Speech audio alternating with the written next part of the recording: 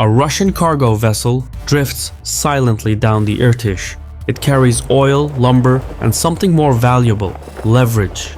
Cut off from Europe and sanctioned by the West, Moscow is betting on its rivers to revive trade.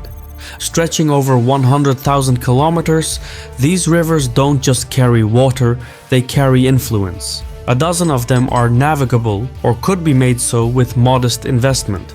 The Kremlin sees them not just as waterways, but as trade corridors linking Siberia to China and the Arctic to Asia. For now, river transport accounts for just a sliver of Russia's total freight. Railways and pipelines do the heavy lifting, but they're overloaded, especially in the east.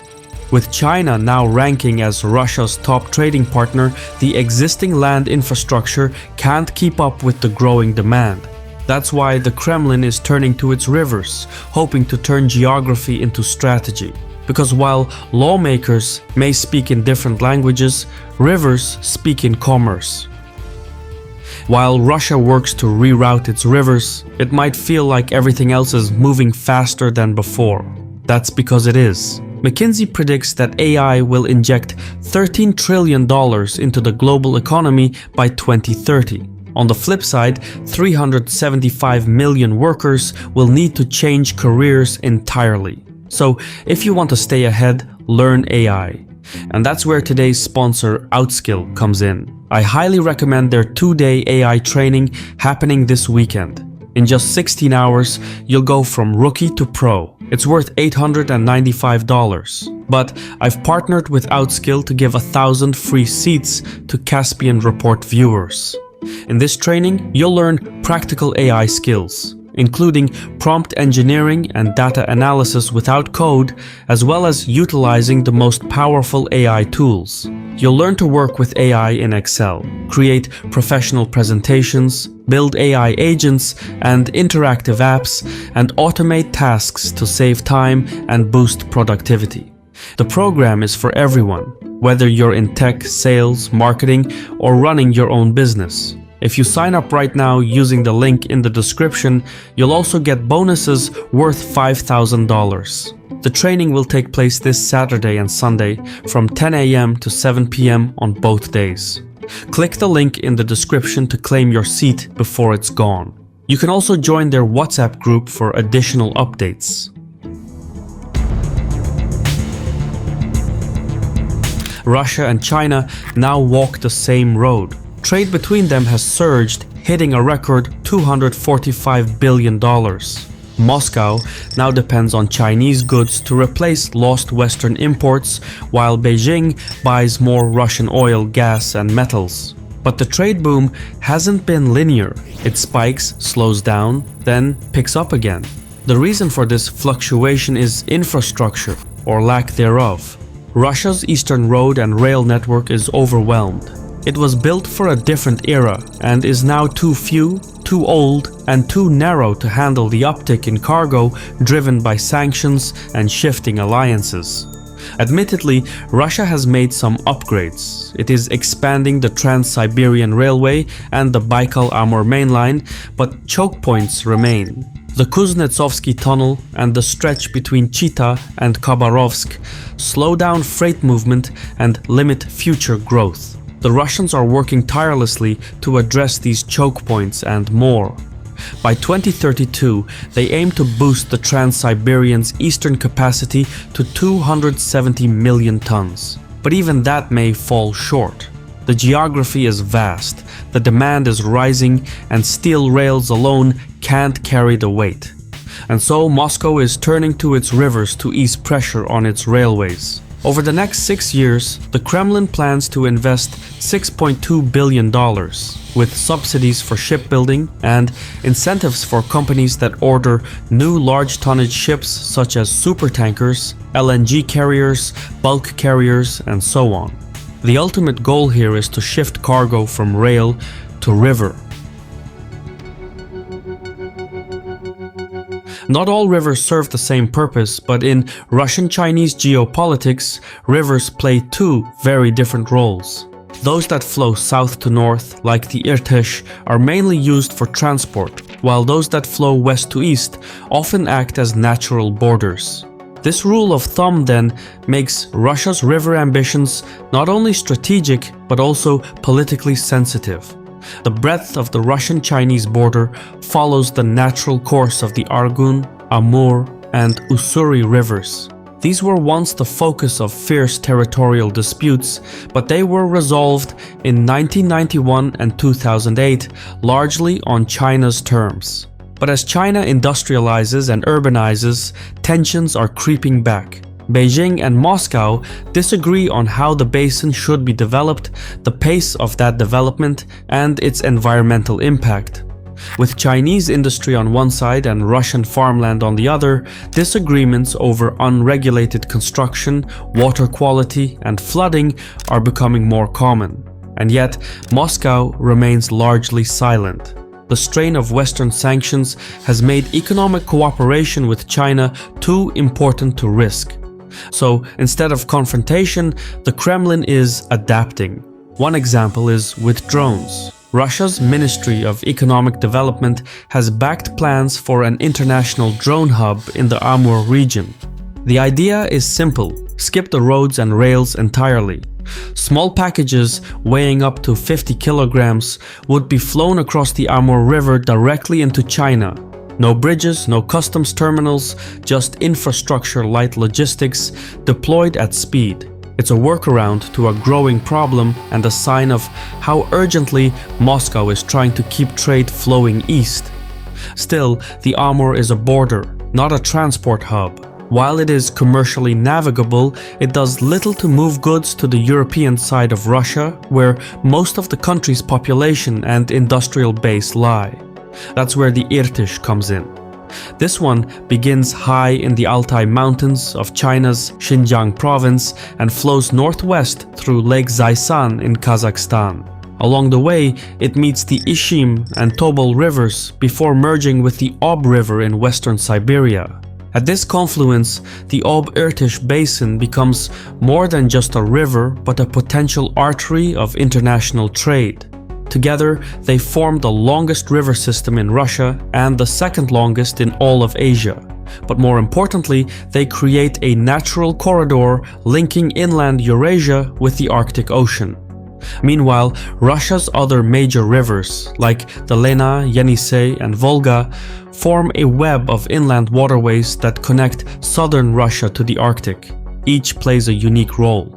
The Volga is the most developed by far, threading its way to the Caspian, Black, and Baltic Seas through an elaborate canal network. The Yenisei is also navigable but commercially underutilized due to rugged terrain and sparse settlements. The Lena, though remote and frozen for much of the year, is essential for supplying Russia's northernmost regions during the short summer thaw. These rivers are all important, but the Ob-Irtysh basin is different. It's not just a river, it's a corridor, a way to rewrite Russia's place on the map without redrawing a single border, and it's the one the Kremlin is most eager to develop.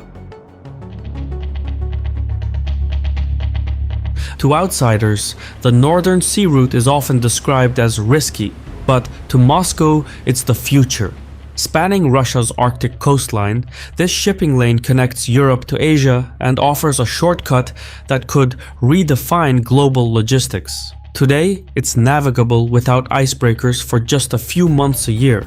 But by the 2030s, climate trends could make it viable year-round. That's why the Kremlin isn't just investing in ships, it's building out the spine. New Arctic ports are being built in Murmansk, Arkhangelsk, Dikson, Tiksi, and Pevek. But ports alone aren't enough. What Moscow needs is cargo feeding into the northern sea route from deep inland. And that's where the rivers come in. The Ob-Irtysh basin is the centerpiece of this strategy. As it flows north from the Chinese border, it intersects with Russia's railways and major cities. More specifically, it crosses into Russia from Kazakhstan, entering Omsk Oblast, which is a region that has long been overlooked but not insignificant. Omsk itself is Siberia's third largest city with 1.2 million residents. It's already on the Trans-Siberian Railway. But what sets it apart is its access to Kazakhstan, China, and, when going along the Irtysh to the Ob, the Arctic Ocean. With proper infrastructure, Omsk could become a multimodal transportation hub, linking rail, road, and river in all directions.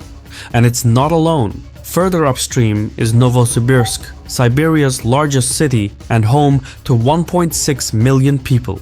Like Omsk, it sits on both the Trans-Siberian Railway and the Ob-Irtysh basin. But unlike Omsk, Novosibirsk already serves as a distribution center for central Russia. Add port infrastructure, shipping lanes, and river freight capacity, and it could become the logistical heart of inland Eurasia. This then is the core of the Kremlin's strategy: to fuse rivers, railways, and sea lanes into a single system. It's not just about moving goods more efficiently, it's about rerouting the flow of power. A system like this would help bypass choke points, evade Western pressure, and re-establish Russia as a central force in a multipolar world. None of this would be unprecedented. In the late 19th century, both cities emerged from isolation to become vital transport nodes. They boomed not because of what they produced, but because of where they were.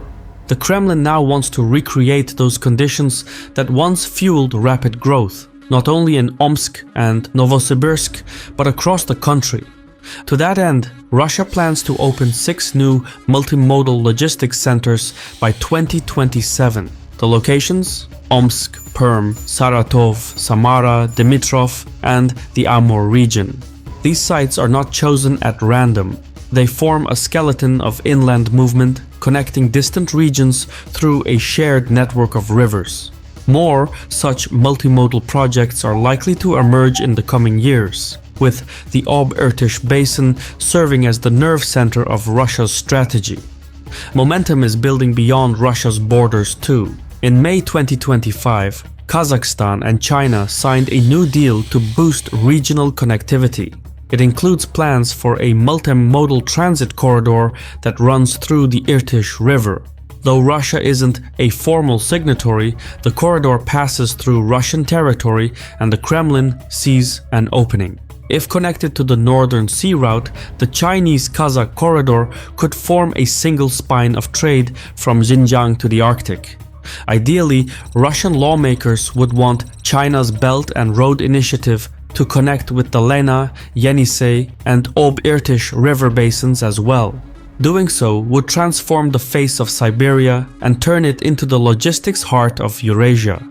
President Putin said as much in March 2025 at the International Arctic Forum, in which he outlined a policy to develop inland river ports and logistics facilities and connect them with the Northern Sea Route and the Trans-Siberian Railway. Russia is still very much in the early stages of this grand plan, but if it works, it could transform Russia's geography into a coherent logistical system. But this vision comes with friction. Turning rivers into trade corridors means navigating politics. Russia needs China's cooperation, but water politics is never just about water. For China, the Irtysh supports the fast-growing Xinjiang region. For Kazakhstan, it supplies water to nearly a third of the population and sustains almost half of its agriculture. In both cases, the Irtysh is more than a trade route. It's a lifeline. This then puts Russia's ambitions slightly at odds with the priorities of its neighbors. Still, the Russians are not so easily discouraged. Sanctions have left the country with few levers, and rivers, once dismissed, are now back in play. And with Moscow and Beijing standing shoulder to shoulder, Russia sees an opportunity.